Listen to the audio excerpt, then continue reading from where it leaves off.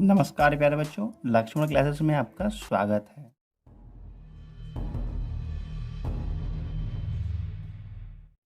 हम लोग कक्षा 10 का गणित पढ़ रहे हैं और चैप्टर नंबर 1 चल रहा है। आज होगी प्रश्नावली 1.1।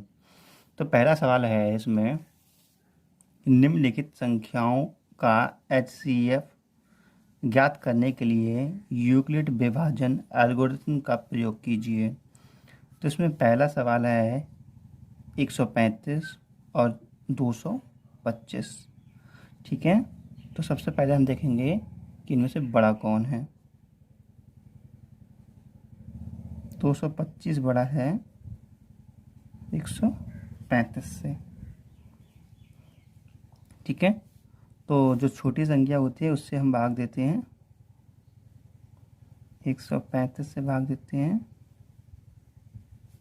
225 के लिए। तो देखो क्या आएगा,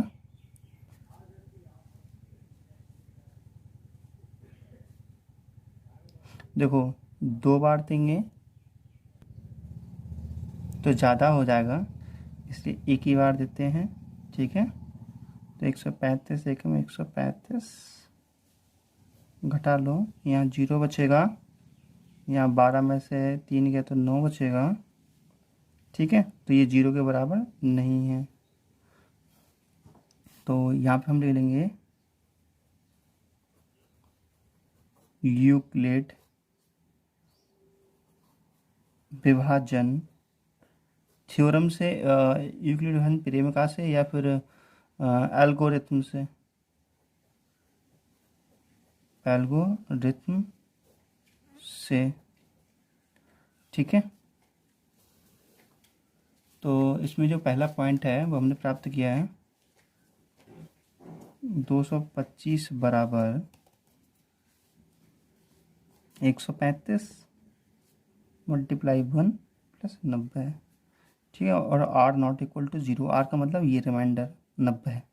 ठीक है, ये 0 के बराबर नहीं है। अब हम फिर से डिवाइड कर लें, ये चीज़ यहाँ लिख लेंगे क्योंकि 0 नहीं है ना, इसलिए दोबारा रूल अप्लाई करेंगे। तो 135 यहाँ लिख लेंगे और फिर से भाग देंगे। ठीक है, तो देखो एक ही बार देंगे क्योंकि 2 बार में ज़्यादा हो जाएगा, तो आएगा 90 घटाओ 5 बच्चा, और यहाँ पे 13 में से 9 गए तो 4 बच्चे 45, और ये भी 0 के बराबर नहीं है। ठीक है, तो ये पॉइंट लिख लो इधर, 135 बराबर 90 गुणे 1 प्लस 45। यहाँ पे भी r नॉट इक्वल टू 0। ठीक है प्यारे बच्चों, जब यहाँ पे r नॉट इक्वल टू 0 है तो हम फिर से रूल अप्लाई कर देते हैं, और यहाँ पर ये 90 यहाँ लिख लेंगे, तो 45 दूनी 90, 0 शेष बचा। तो जब 0 शेष बचा तो ये जो है ये भाजक, यही HCF कहलाता है। ठीक है ना, यही क्या हो जाएगा, HCF हो जाएगा, ये भाजक ही HCF हो जाएगा। ओके, तो ये पॉइंट यहाँ पे और लिख लो, 90 बराबर 45 गुणे 2 प्लस 0, और यहाँ पे r इक्वल टू 0। जब यहाँ पे r इक्वल टू 0 है तो हम कह सकते हैं कि जो HCF है वो कितना हो जाएगा, 45 हो जाएगा। ठीक है ना, तो यहाँ लिखेंगे, यहाँ जो HCF है, HCF ऑफ किसका, 225 और 135 का जो HCF हो जाएगा वो हो जाएगा 45। ये आंसर हो गया।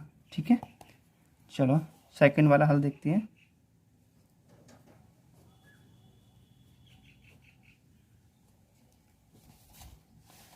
सेकंड वाले का हल करेंगे हम, तो यहाँ पर देखेंगे सेकंड वाले में क्या है, 196 और 38,220। तो इसमें से 38,220 बड़ा है 96 से, तो हम क्या करेंगे यहाँ पर 196 से भाग देंगे 38,220 के लिए, देते हैं भाग। अच्छा, तो ये तो काफ़ी बड़ी संख्या है 38,220, तो हम एक बार ही पहले भाग देते हैं, ठीक है। तो आएगा 196, घटा लो 12 में से, तो यहाँ से जो घटेगा नहीं तो यहाँ पे क्या होगा, एक दाई ले लेंगे तो ये हो जाएगा 12, 12 में से तो 6 बचे, यहाँ हो गया 7, तो इधर से क्या होगा 17, 17 में से जब 9 जाएंगे तो बचेंगे 8, ठीक है, ये बचेगा घटाने के बाद। ओके, उसके बाद हम क्या करेंगे, उसके बाद ये वाला नंबर उतार लेंगे इधर, ठीक है, तो यहाँ पे 2 ही उतार लिए। उसके बाद फिर से भाग दो, कितनी बार, 9 बार जाएगा, तो जब 9 बार हम गुणा करेंगे तो ये आ जाएगा यहाँ पर 17,664, मैंने कर रखा है ना तो मुझे पता है। उसके बाद फिर से घटाएंगे तो यहाँ बचेगा, देखो ये होगा 12, 12 में से 4 गए तो कितना बचेगा, 8 बचेगा, ठीक है, यहाँ पे 0 बचेगा, यहाँ पर 100। देखो ये, देखो 2 हैं, ये डायरेक्टली तो घटेगा नहीं, तो इधर से इधर आएगा, इधर क्या हो जाएगा, ये 12। अब 12 में से 4 के तो बच्चे 8, और यहाँ क्या रह गए थे, यहाँ रह गए थे 5, तो इधर से ढाई ली तो ये हो गया 15, 15 में से 6 गए तो कितना बच्चा, 9, ठीक है। अब यहाँ पर रह गए थे 7, 7, ये 0, ये 0, ठीक है ना। उसके बाद क्या होता है कि ये है जो लिखा हुआ, ये वाला यहाँ पे उतार लिया जाता है 0, ठीक है। तो अब फिर से बार देते हैं, मान ली 5 बार दिया जाएगा, 5 बार हम देंगे तो 5 छक 30, और 5 ने 45, 45 और 3 ऐसा लगे 4, 5 5, 5 4 9। अब घटाएंगे तो क्या बचेगा, 0 बचेगा, ठीक है, अर्थात कुछ नहीं बचा। तो हमें देखो एक ही बार में, हाँ, बार देने पर हमारे लिए 0 प्राप्त हो रहा है। तो यहाँ पे हम लिख सकते हैं यूक्लिड विभाजन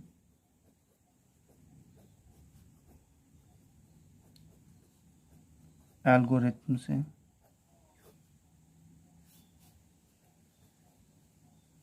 ठीक है, क्या लिखेंगे,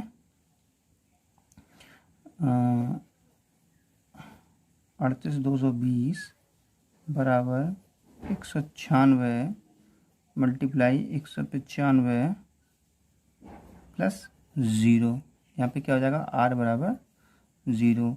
जब यहाँ पे r बराबर 0 हो जाएगा, है ना, तो हम कह सकते हैं यहाँ पर, क्योंकि यहाँ r बराबर 0 है तथा यहाँ पर, यहाँ जो भाजक है वो कितना है, देखो भाजक यहाँ पे जो है वो है 196 है, ठीक है, भाजक यहाँ 196 है। इसलिए जो HCF हो जाएगा, HCF 38,220 और 196 का जो HCF हो जाएगा वो हो जाएगा 196। ये आपका आंसर हो गया, ठीक है। तो इसका जो तीसरा भाग है ये वाला हम सॉल्व करते हैं अब, ठीक है।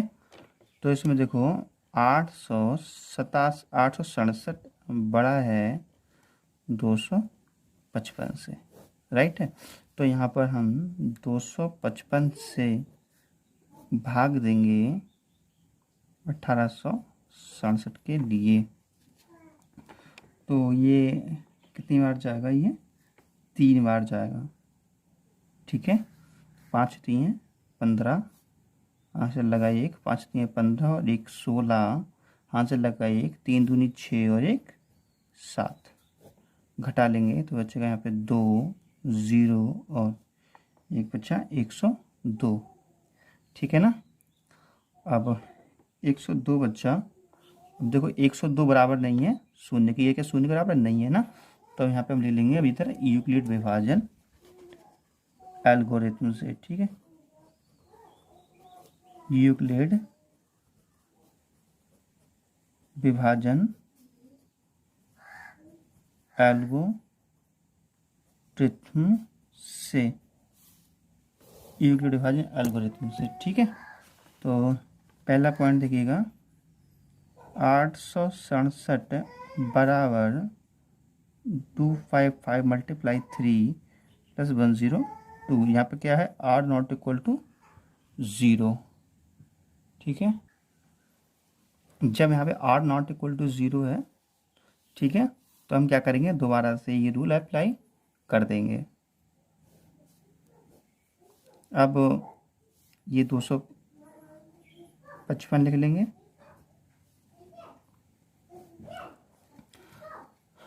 अब फिर से बार देंगे हम, अब 2 बार जाएगा, ये आ जाएगा 204, घटाएंगे तो बचेगा 1 और यहाँ बचेगा 5, तो ये भी 0 के बराबर नहीं है।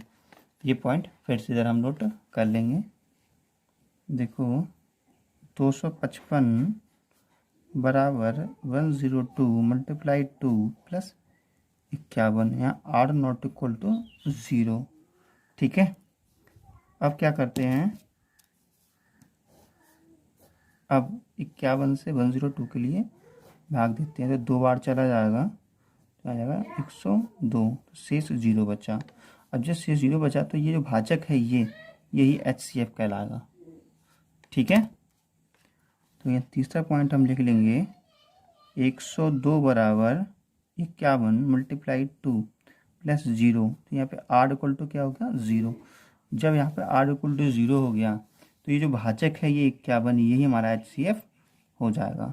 ठीक है, तो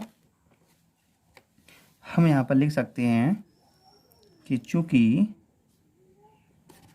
जो आर इक्वल टू कितना है, क्योंकि यहाँ आर इक्वल टू 0 है, ठीक है, और जो भाजक है, भाजक 51 है। ठीक है, इसलिए जो HCF हो जाएगा, HCF ऑफ 867 और 255 इक्वल टू हो जाएगा 51। ये आंसर हो गया इसका। देखिए नया प्रश्न देखते हैं। क्वेश्चन नंबर 2 है कि दर्शाइए कि कोई भी धनात्मक विषम पूर्णांक 6q + 1 या 6q + 3 या 6q + 5 के रूप का होता है जहाँ q कोई भी पूर्णांक है। तो हमें ये सिद्ध करके दिखाना है। ठीक है, तो हल करेंगे इसको, तो लिखेंगे माना ये एक कोई भी धनात्मक विषम पूर्णांक है, ठीक है, तथा b बराबर 6 है।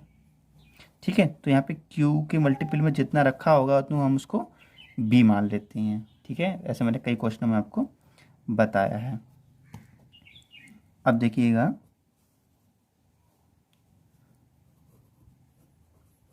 यूक्लिड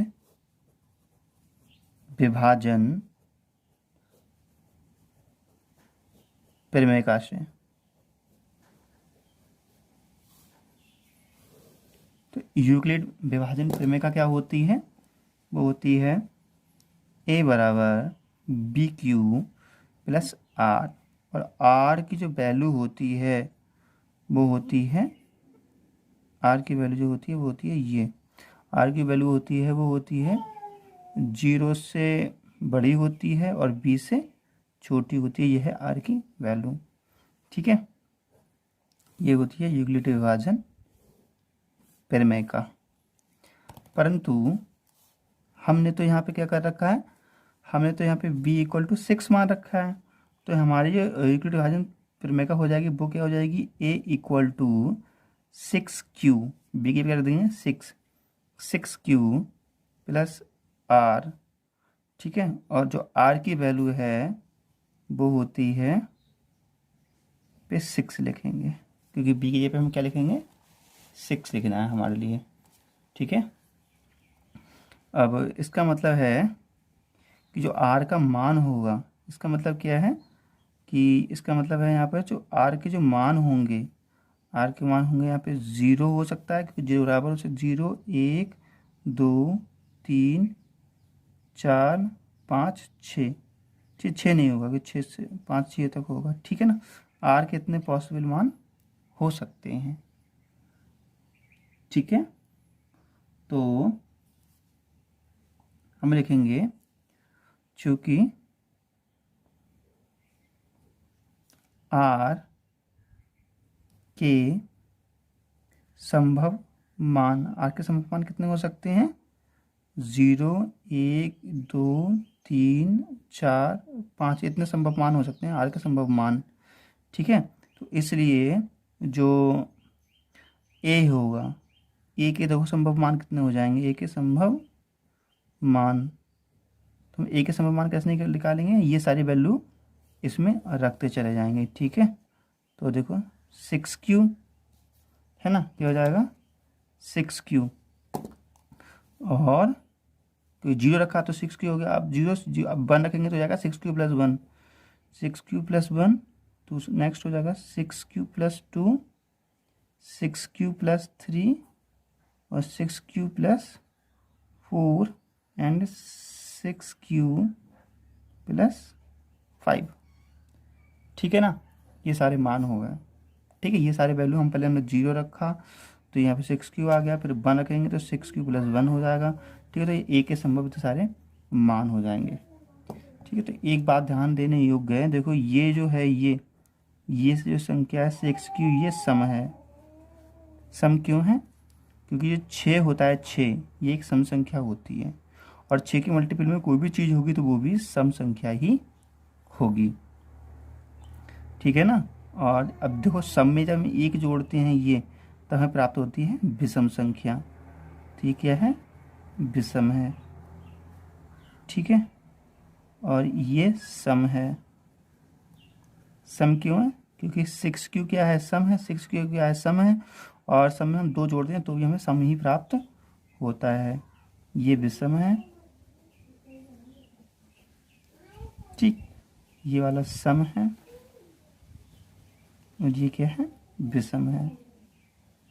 विषम क्यों है, क्योंकि ये सम 6Q क्या है, सम संख्या है, और उसमें 5 विषम जुड़ रही है, तो हमें क्या प्राप्त होगी, विषम संख्या ही तो प्राप्त होगी। ठीक है, तो हम यहाँ पर जो लिख सकते हैं, अतः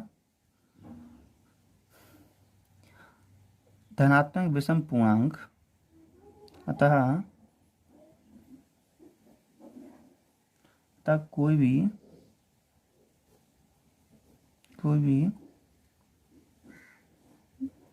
धनात्मक विषम पूर्णांक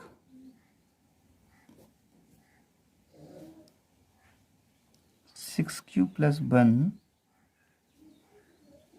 या 6Q + 3 या 6Q + 5 के रूप का होता है। ठीक है, यही हमारे लिए प्रूफ करना था। ठीक है, हमने ये कैसे लिख दिया, देखो जो विषम पूर्णांक है, देखो कोई भी धनात्मक विषम पूर्णांक 6Q + 1, देखो 6Q + 1, ठीक है, ये 6Q + 3, तो ये भी देखो विषम है 6Q + 3, और ये भी विषम है, देखो 3 ही तो विषम है, एक ये विषम है, और ये विषम है, और ये विषम है। ठीक है ना, तो ये विषम पूर्णांक जो है 6Q + 1 या 6Q + 3 और या 6Q + 5 के रूप में लिखा जा सकता है। ठीक है प्यारे बच्चों, अब देखिए हम लोग क्वेश्चन नंबर 3 सॉल्व करते हैं। क्वेश्चन नंबर 3 है, किसी परेड में 616 सदस्यों वाली एक सेना आर्मी की टुकड़ी को 52 सदस्यों वाले एक आर्मी बैंड के पीछे मार्च करना है। दोनों समूह को समान संख्या वाले स्तंभों में मार्च करना है, उन स्तंभों की अधिकतम संख्या क्या है जिसमें वे मार्च कर सकते हैं।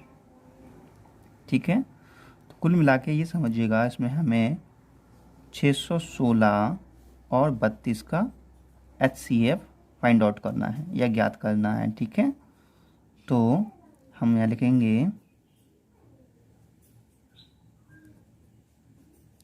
स्तंभों की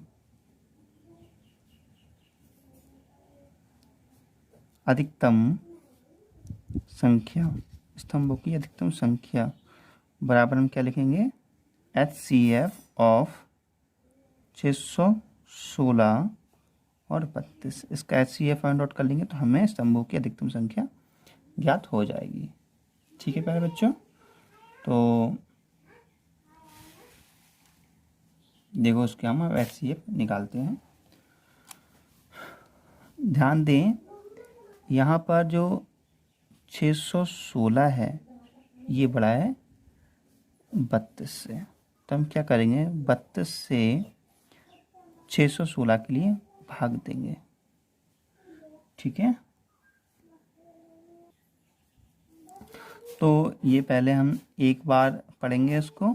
32 एकम 32 होते हैं, फिर घटाएंगे 11 में से, यहाँ पे 11 हो जाएगा ना, तो ढाई लेंगे तो 11 में से 2 गया तो कितना बचेगा 9, या 5 रह गया था, 5 में से 3 गया तो बचेगा कितना, बचेगा यहाँ पर बचेगा 2। ठीक है, उसके बाद हम 6 यहाँ उतार लेते हैं, ये 296 हो गया। अब 9 बार जाएगा तो 9 दूनी 18, यहाँ से लगा 1 और 9 3 27 और 1 28। अब घटा देंगे तो ये 16 में से 8 जाएगा, तो 16 में से 8 गया तो 8 बचा, यहाँ 8 रह गया, 8 में से 8 गया तो 0 बचा। ठीक है, तो कुल मिला के 8 बचा है हमारे लिए। ठीक है, तो ये क्या था, शेष बचा है इतना, तो 0 तो नहीं बचा ना, तो हम अब लिख सकते हैं इधर यूक्लिड विभाजन एल्गोरिथम से या प्रमेय से।